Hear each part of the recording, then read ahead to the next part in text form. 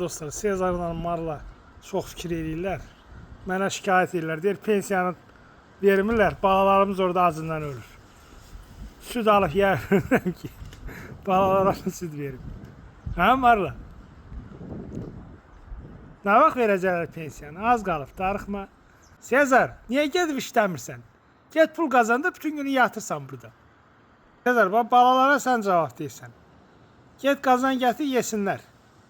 Marla neyləsin yazıq? Gün vurur, xoşalladır Marla. Sezarın nə vecinədir, oturub yeyib, sərir günün qabağına. Bütün yük Marlanın üzərindədir. Dostlar, Marla ilə Sezarın balaların 34 günləri tamam oldu. Yemək üstə qırğındır burada.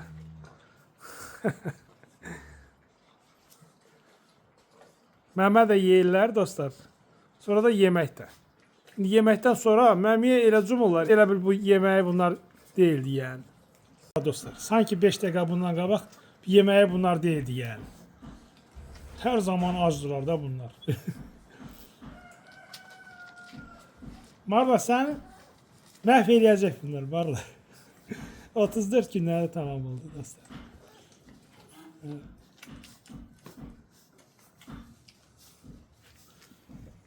Marla da elə bir gəmidir.